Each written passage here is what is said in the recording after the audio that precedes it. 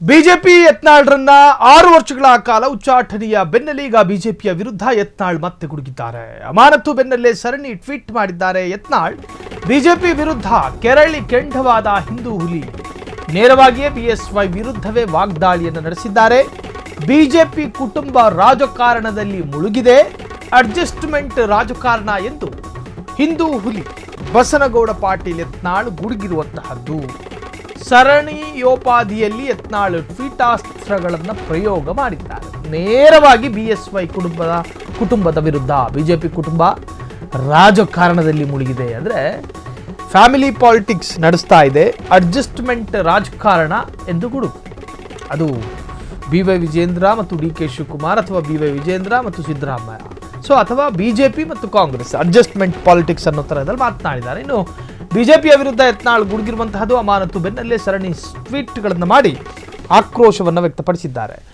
ಲಿಂಗಾಯತ ಪ್ರಾಬಲ್ಯವಿರುವೆಡೆ ಬಿಜೆಪಿಗೆ ಹಿನ್ನಡೆಯಾಗಿದೆ, ಇದಕ್ಕೆ ಹೊಣೆ ಯಾರೆಂದು ಬಿವೈವಿಗೆ ಟಾಂಗ್ ಕೊಟ್ಟಿದ್ದಾರೆ ಬಸನಗೌಡ ಪಾಟೀಲ್ ಯತ್ನಾಳ್. ಕಲ್ಯಾಣ ಕರ್ನಾಟಕ ಸೋಲಿನ ನೆನಪಿಲ್ವೇ? ತಂದೆ ಮಗನ ವಿರುದ್ಧ ಬುಸುಗುಟ್ಟಿದ ಬಸನಗೌಡ ಪಾಟೀಲ್ ಯತ್ನಾಳ್.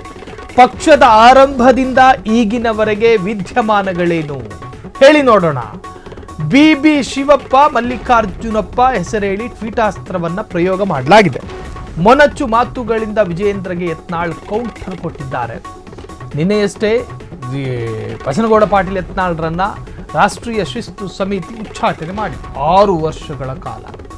ಆ ಸಂದರ್ಭ ಒಂದು ಟ್ವೀಟ್ ಮಾಡಿದ್ರು ಬಸನಗೌಡ ಪಾಟೀಲ್ ಯತ್ನಾಳ್. ಉತ್ತಮರಿಗೆ ಕಾಲ ಇಲ್ಲ, ಕೆಟ್ಟವರಿಗೆ ಕಾಲ, ಭ್ರಷ್ಟರಿಗೆ ಕಾಲ, ಒಳ್ಳೆಯವನಿಗೆ ಕಾಲವಿಲ್ಲ, ಹಾಗೆ ಹೀಗೆ ಅಂತೇಳಿ 2-3 ಉತ್ತಮ ಸಾಲುಗಳನ್ನು ಬರೆದು ತನ್ನ ಆಕ್ರೋಶವನ್ನು ವ್ಯಕ್ತಪಡಿಸಿದರು. ಈಗ ಮತ್ತೊಂದು ಟ್ವೀಟ್ ಮಾಡುವುದರ ಮುಖಾಂತರವಾಗಿ ಸರಣಿ ಟ್ವೀಟಾಸ್ತ್ರವನ್ನು ಪ್ರಯೋಗ ಮಾಡಿದ್ದಾರೆ. ಹಾಗಾದರೆ ಈ ಟ್ವೀಟ್ನ ಉದ್ದಕ್ಕೂ ಕೂಡ ಬಿಎಸ್ವೈ ವಿರುದ್ಧವೇ ಸೆಣಸಾಡಿರುವಂತಹದ್ದು. ಹಿಂದುತ್ವವಾದ ಬಗ್ಗೆ ರಾಜಿ ಮಾಡಿಕೊಳ್ಳುವ ಮತ್ತು ಕುಟುಂಬ ರಾಜಕಾರಣ ಮಾಡ್ತಾ ಇರುವಂತಹ ಬಿಎಸ್ವೈ ಕುಟುಂಬ ರಾಜಕಾರಣ ಮಾಡ್ತಾ ಇದೆ, ಜೊತೆಗೆ ಅಡ್ಜಸ್ಟ್ಮೆಂಟ್ ರಾಜಕಾರಣ ಮಾಡುತ್ತೆ. ಹಾಗಾಗಿ ವಾಮ ಮಾರ್ಗದ ಮುಖಾಂತರವಾಗಿ ನನ್ನನ್ನು ಕೆಳಗಿಳಿಸುವಂತಹ ಪ್ರಯತ್ನಗಳಾಗಿದೆ ಅಂತ ಹೇಳಿ ಬಸನಗೌಡ ಪಾಟೀಲ್ ಯತ್ನಾಳ್ ಈಗ ಆಕ್ರೋಶಿತರಾಗಿ ಮಾತನಾಡಿದ್ದಾರೆ.